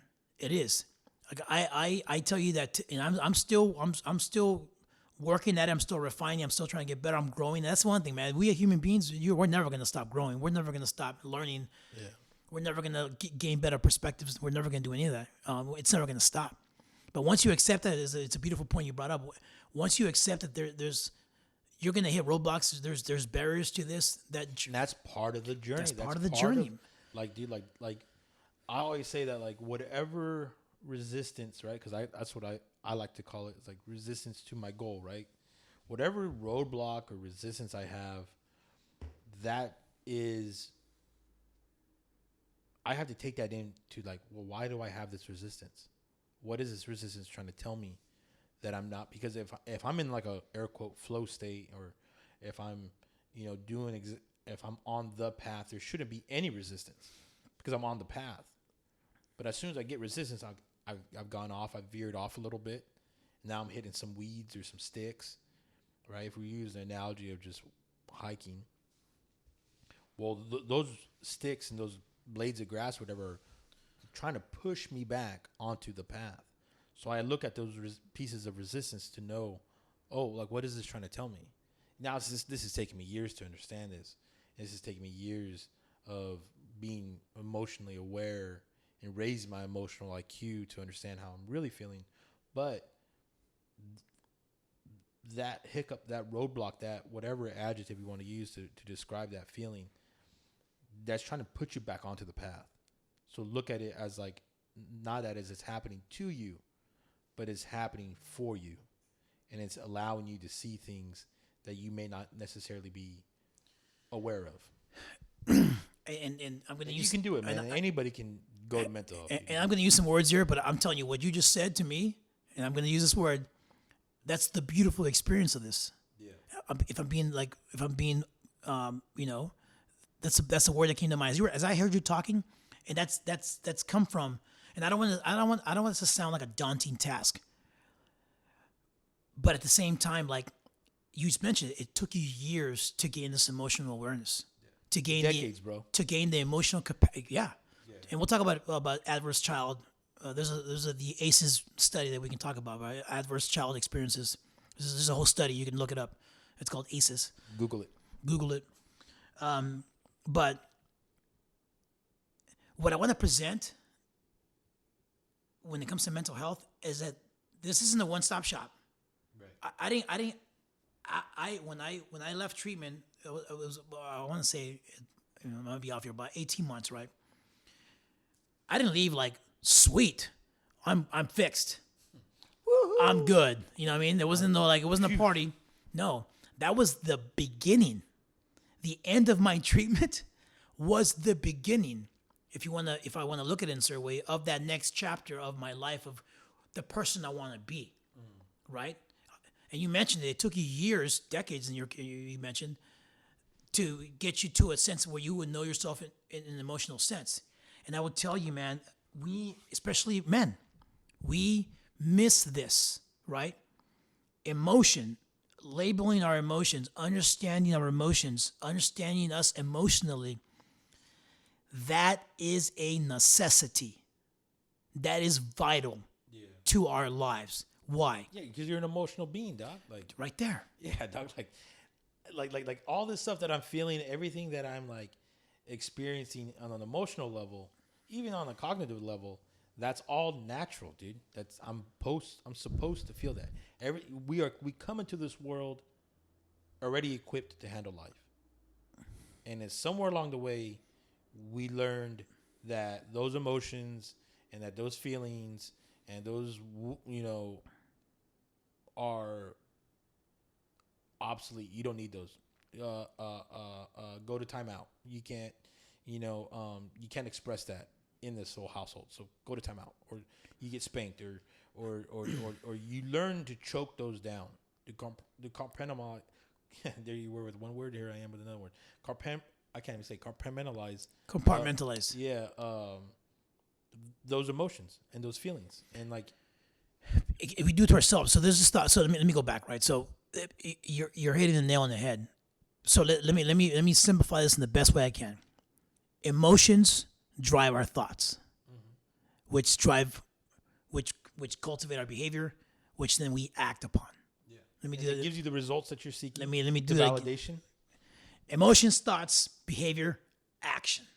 Right. That's when sometimes when your emotions get elevated, when you get emotional dysregulation, right, or high in emotional regulation, right? Either like you're talking about like a level 10 angry, level 1. I'm angry now. Everyone can relate to this. Everybody, I believe, wants to be a certain way, right? Julian, John, we have a list of what we want to be. Like John wants to be this man who carries himself this way, has these traits, is respectful, humble, blah blah blah. We all have this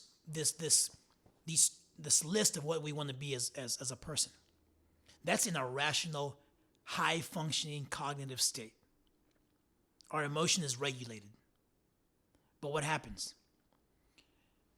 And I'll say with man, or with me in my prior life years ago, as soon as my emotional regulation got elevated, right? I can't have two things operating at the same time. So if my emotional regulation spikes, my cognitive function, that person I want to be, diminishes. I become unskilled or competent in how I act as a person. You become like revert back to animalistic. Yeah. So, Yeah. so Survival mode at that point. Yep. So exactly, and then trauma's associated to that because we survival mode. We our default Fight or flight, freeze. Yeah. all that So then everyone can relate to this. I've had these moments. Shit, more than I want to admit. I can't believe I did that. I can't believe I said that. I can't believe I punched that wall. In some cases, I can't believe I hit him or her. Right. That's not how I want to be. And then you start getting the. I can't believe I used again. I can't believe believe. I drank. Yeah. Interchange. And then the shame. Fill the blank. And then the guilt. Shame, guilt. And then you're like, I can't believe it. Well, let me break it down to you. It's because you aren't with yourself in an emotional sense. You don't understand yourself emotionally. Let me even paint this picture. And this is my belief. A lot of people, I'll say from a male perspective, and us as males that we're having this conversation, a lot of men too we're almost strangers in our body. And let me tell you why I think that. If you don't understand who you are in an emotional sense, if you haven't labeled your emotions, if you don't even know what that means. Please define. Okay, finish this sentence and then please let me define what label your emotions mean. If you don't know yourself emotionally, right? Okay, so we all have triggers, right? So let's go with emotion, right? Let's say that I feel a certain way. A lot of people express anger. That's our thing, right? Men, we express it shows up as anger. But you mentioned it. A lot of times it's not anger. It's layered. Guilt, shame, sadness, depression, whatever, right? But because I don't understand myself, I haven't done that work that you and I have done already. We're still in the process. We're not masters at any of this, right? But we don't understand ourselves. We haven't labeled those emotions. What do we do to them? We push them out. We avoid them.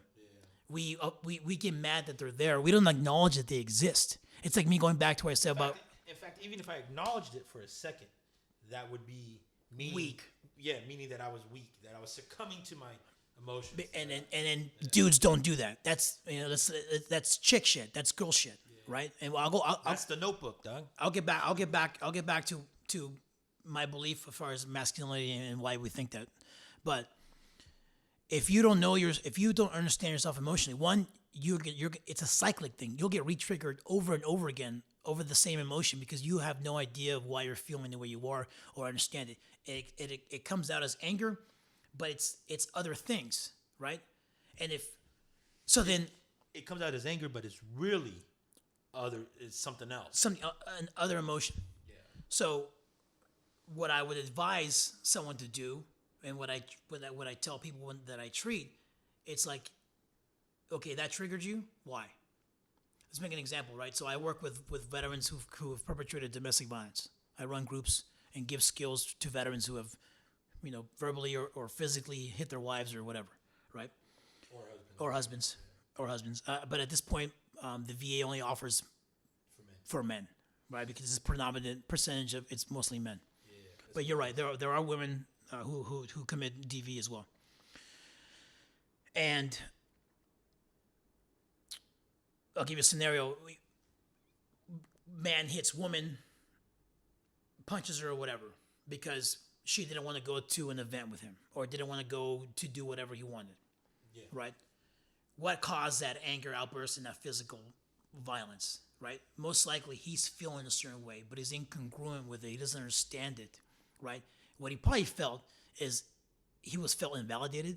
Mm-hmm. Maybe this event meant something to him. Maybe the wife means something to him and it meant a lot for him to be there with him.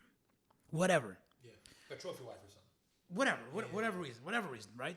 So because that person doesn't understand emotionally what they're experiencing, the perpetrator, right?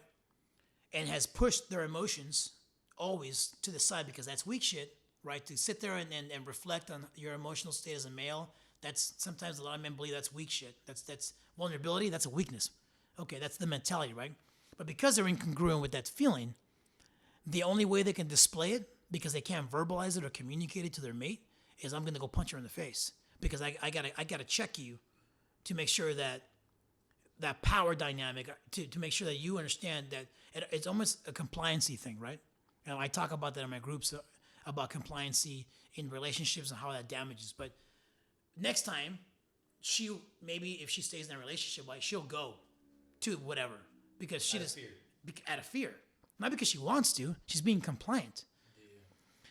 Men who understand themselves emotionally better would say, "Hey, wife, I know you don't want to go. Maybe you had a long day. Maybe you're doing something else, or whatever.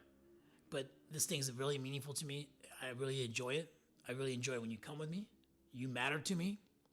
So I would really like if we could, you go on me on this. You could accompany me. If you could accompany, I would. I don't want to say I guarantee, man, but I would think most people's response to that wife would be like, I didn't know that. Yeah. I didn't know that you. What should I wear? I didn't know you felt that way. I didn't know that I was that meaningful to you in this scenario. Yeah, but right? She may not even be able to say that. She may just be like, "What should I wear?" Yeah, right, exactly.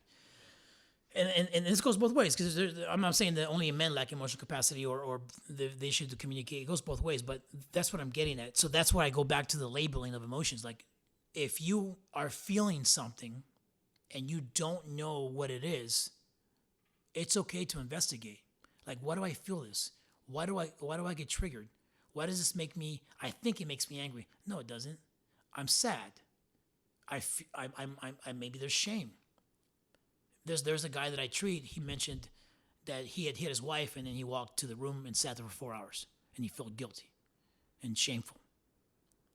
Most likely it was after he got that emotional, that anger, that elevation dropped, and then go back to what I said. He probably at his core doesn't want to be that person. Yeah. He doesn't want to be a wife beater, yeah. Right?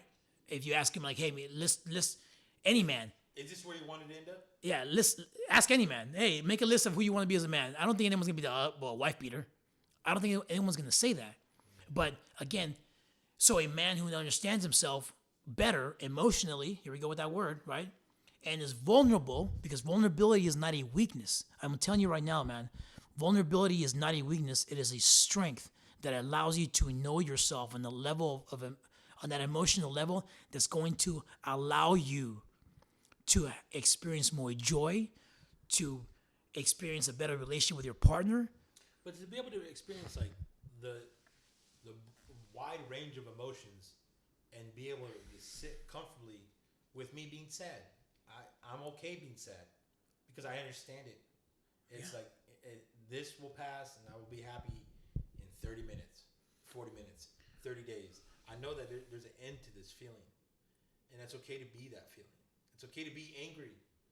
I don't always have to be gleefully cheerful, skipping along a bed of roses. You know what I mean? Like, that's unrealistic. And in order for me to be human, it's okay for me to experience the broad range of emotions, not just the negative ones. I deserve to be happy and joyful too, as well as I rate to be depressed. It's okay. And because I don't mean to step on you, man. No, go ahead. But like I feel that if my buddy Johnny right here is going to be sitting here, he's going to be crying to me, and he's going to be upset. Sometimes the person that observes that rawness of emotion gets uncomfortable, and they hand him a tissue. Stop that, please. Yeah. Like, nah, dog. Like, if you're going to cry, bro, that goes back to what the original counselor said to you. Is like, I don't know what you're going through, man, but I'm here for it. I'm here for it all, dog. And it's okay for you to cry, dog. Like, I mean, I'm right here, do belly to belly, and I don't see the beast that you're fighting, but I'm here. I'm here for it.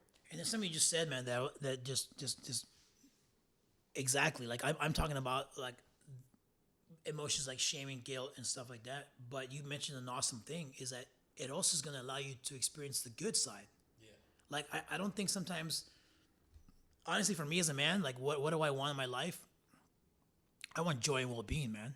Yeah. Joy, mental health. I want peace. I want peace. I want love. I want to love my family. I want to love my partner genuinely, unconditionally. Yeah.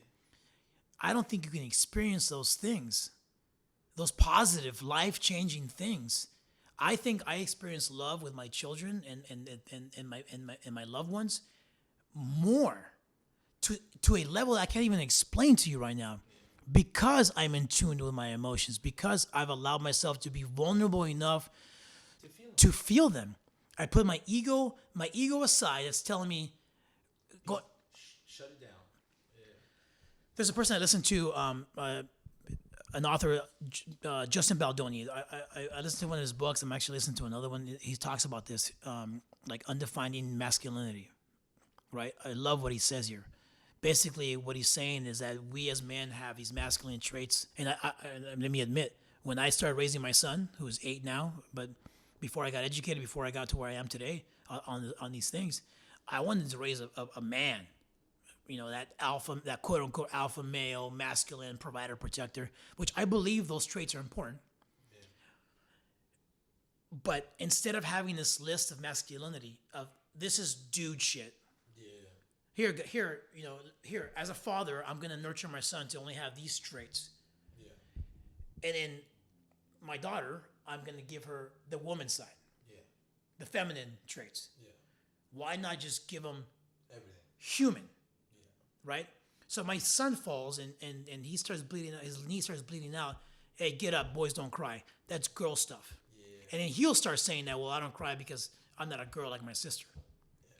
Not a bitch. Exactly, right? Yeah. But then my daughter falls, oh my God. Let me Neosporin. I'm almost calling 911, right? Because my daughter's knee is bleeding out. At that point, and I'll go back to ACEs, because this ties in with the adverse childhood experiences. Google it. Even though, and that's one thing, I don't believe men or fathers being malicious or whatsoever. That's another thing. I say a lot of things about men. I'm not bashing men in any way. I think what I want to bring is an awareness that I didn't have, and I've developed over the last few years. So take it or leave it. But in no way am I bashing fathers or men or guys who take pride in masculinity and all that. I'm a very I'm a very alpha. You see me. I'm a very alpha guy, right? Yeah. But I'm also a person that's very vulnerable, and I'm an open book with my emotions. But what I'm talking about is, I did that with my son at the beginning, was try to give him those. I wanted to raise a man, right? So now when my son gets hurt or whatever, if he's crying it out and it's warranted, even if it's not, I'm going to empathize with him. Yeah, he clearly he thinks it's warranted. Yeah, so it's warranted. It's warranted. Yeah, and I'm like, I'm still giving him those masculine traits, right, that we worry about as fathers, because I go back to my point. I don't think a lot of men are doing this maliciously. I think they're trying to do the best they can. I think they're trying to raise men to be that provider protector, which I believe in. Right, I believe in that whole chivalry thing, right? For if I'm taking someone on a date or whatever, I pull out her chair. She walks in front of me. She orders. I open car doors. I do all that stuff, right? I don't think that I believe in equality, but I think there's still some chivalry that's involved. Yeah. But with my son, I don't say here. I'm gonna nurture him and only raise him with masculine traits, because this other list of girl shit is not something that I don't want him feeling that or being a bitch or whatever, right? When it's bullshit, I'm giving human traits, human skills to both of them. I'm not stripping away my son's emotional capacity so then he becomes a man who can't deal with his emotions, and I'm setting him up for failure in a lot of traits. And I've had some pushback. Some guys tell me, well, I'm raising a man. So am I. Yeah. But I'm raising a man who isn't going to suffer emotionally later on in his life because I stripped away. To the degree that your boy's going to. Yeah. Like he'll suffer. He'll go through it all too. He'll go through everything that he needs to go through because it's his life, and that's part of life. And that's okay for him to suffer a little bit. But to be able to have the tools to navigate that suffering, that's the whole MO of a father. You got to set him up for success. And again, I go back to the thing, man. You got to set him up for when you're not here. I go back to the thing. I think that's why I'm talking about this now, because I want to send this out, right, to whoever's listening, is that I think a lot of fathers are doing the right thing. They're not doing this maliciously, but at the same time, prepare your sons for success. Give them all the skills. Give them all the traits, to include what you would, quote unquote say feminist traits or whatever. I don't believe in that. I'm raising my daughter and my son to have human being an emotional IQ, so they know how to navigate. You and I are sitting here. I didn't gain emotional intelligence or capacity till the age of 40, bro. Yeah, done. So let's put that into context, right? So for 40 years, I'm navigating my life almost like a stranger. Like I went back to that thing. I'm in a stranger's body. I'm a stranger in my own body. Yeah. I'm making decisions. I'm in a marriage. I'm a father. I'm dealing with combat trauma. I'm dealing with, and let's talk. I'm not even going to mention like relationships I had prior to my marriage. Like how bad did I fuck those up? Yeah. Because I'm not in tune whatsoever. Vulnerability. I don't even know what the fuck that word means. Weakness. That's what I think it means. Yeah. My ego is just there, and I'm just getting as a shield. Like 100%. The biggest barrier. I gotta say this, man. The biggest barrier for men, especially men, changing, is ego and vulnerability. Yeah. That's the biggest thing in our way. Dude, like ego. Okay, this is the last thing, dude, and then I want to get your closing thoughts. But, a lot of people say like, dude, let's get rid of the ego death. Try to be ego free. But your ego is here to protect you. It's your shield. It's okay every now and then to put it down and be like, expose your heart and lead with your heart. And I think that's where that's the juice. That's the secret juice, is leading with your heart. Stop thinking so much and just go. I like how the analogy you made exactly. It's a shield that can be used in a lot of ways, but you saying that, put it to the side. Yeah. In the benefit of and allow vulnerability or emotional expression to be present, right? And I say this, man, with whole heart. I lived again 40 years. My belief right now is that I didn't live my life to its fullest.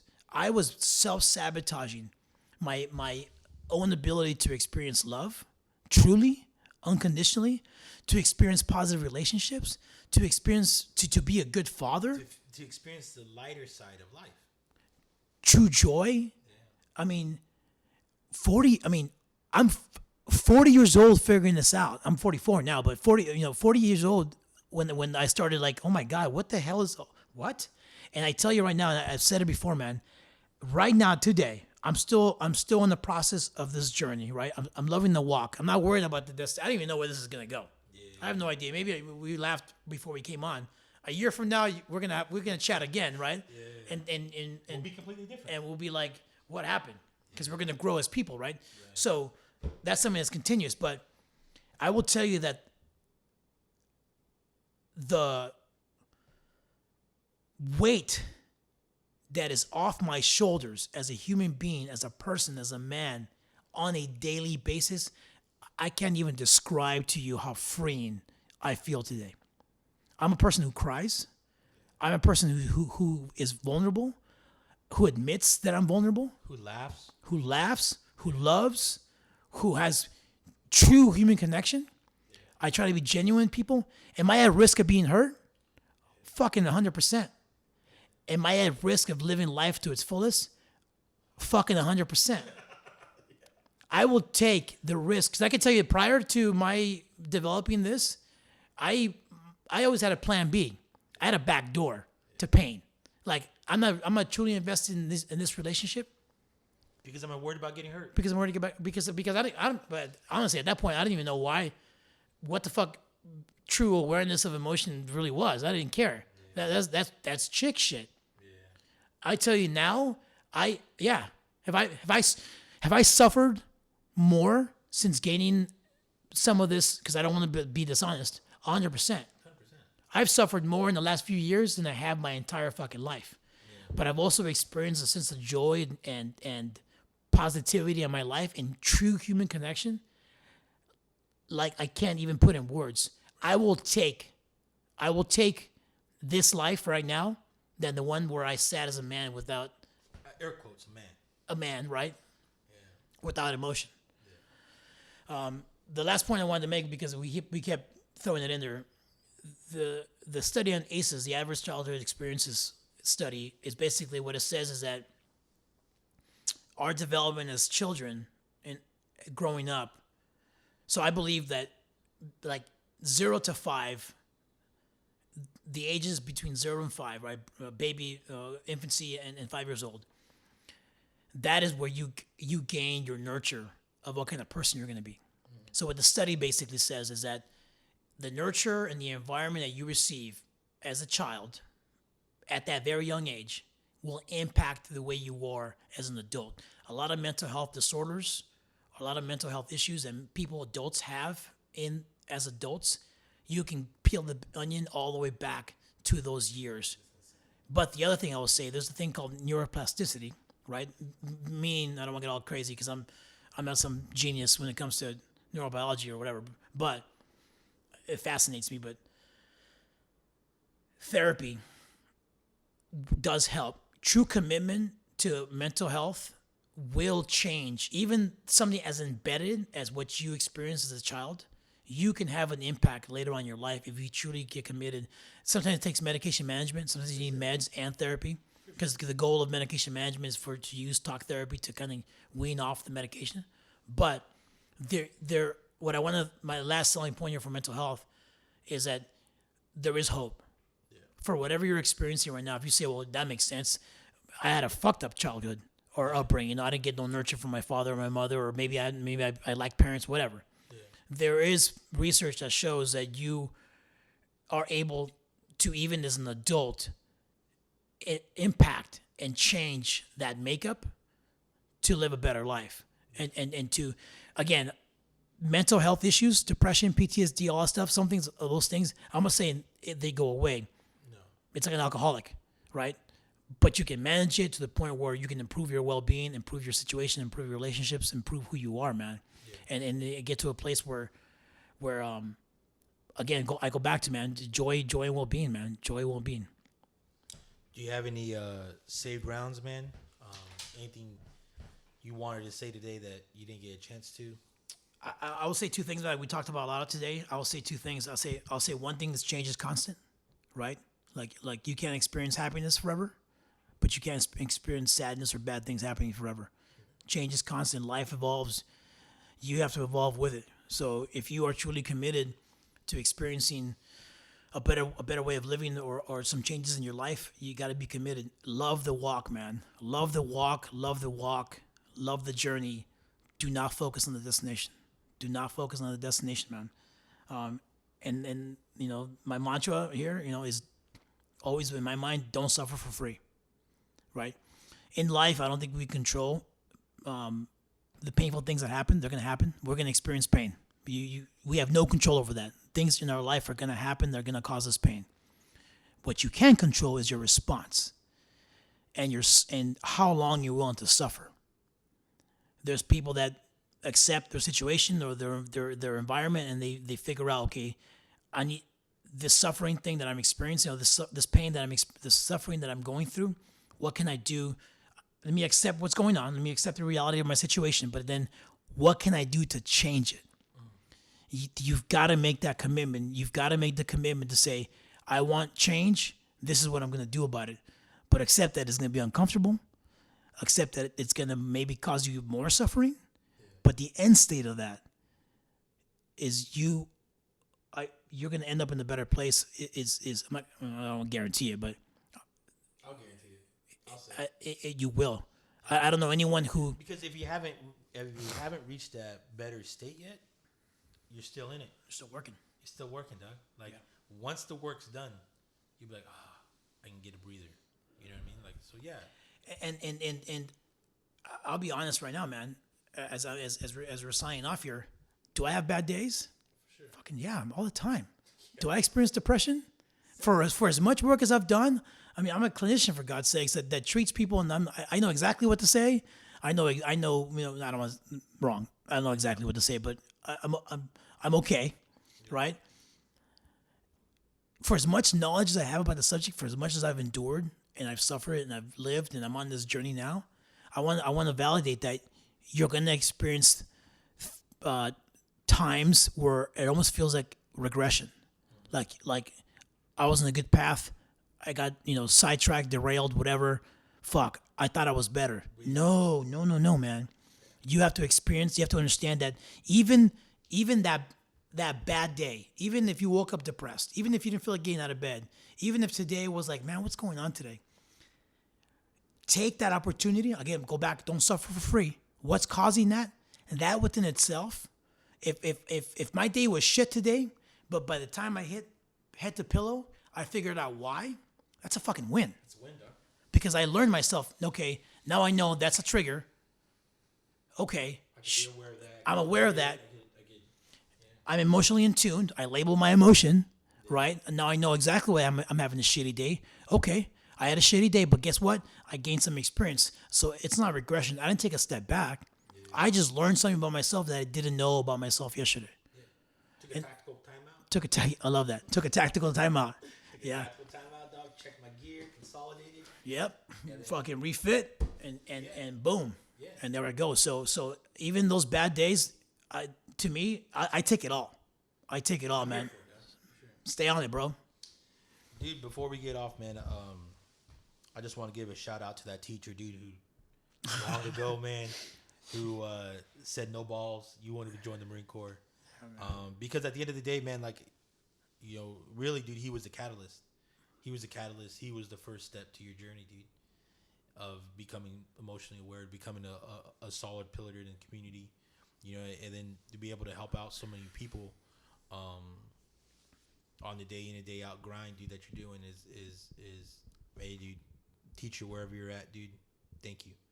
Because the person who I'm sitting in front of right now and the person who I've interacted with for a few months now, dude, because of jiu-jitsu, bro, dude, you're a leader, man. You're a mentor, and I think that I'm excited to be on this journey with you, man, and to be able to see where you're going to be at 6 months from now, dude. I'm excited for it, dog, and I'm here for it, dude. And if it's just as small or as big as it is, I'm rooting for you, big dog. I got to throw this out there, man. One, I appreciate the opportunity. I mean, full disclosure, this is the first podcast I ever record. Yeah. So I appreciate the invite. I feel like I'm headed. I'm going to take my work maybe onto a podcast, but I mean this sincerely, genuinely, full-heartedly, man. You talk about catalysts of things.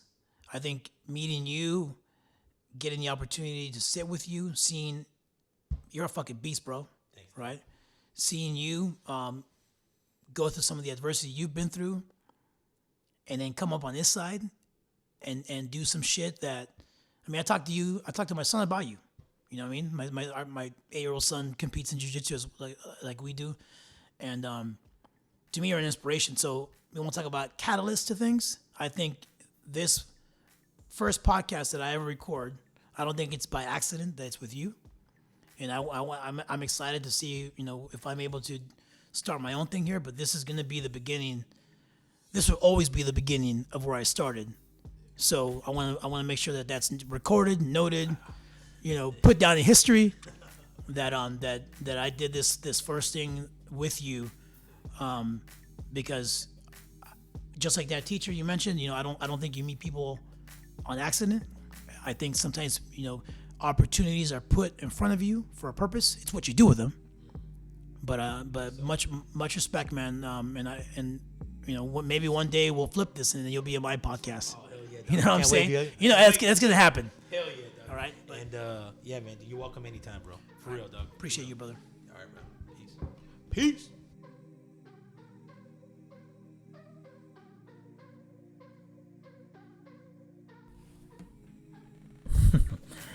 There it is, big dogs. Thank you so much for listening. If you could, leave a furthest right-hand star review wherever you get this podcast at.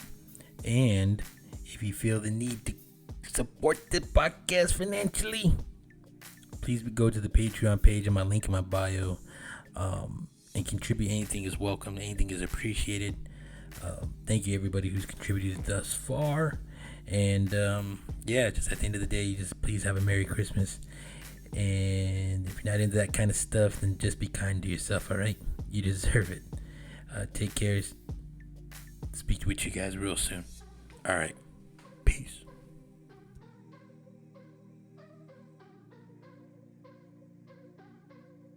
Thank you for listening to my papa.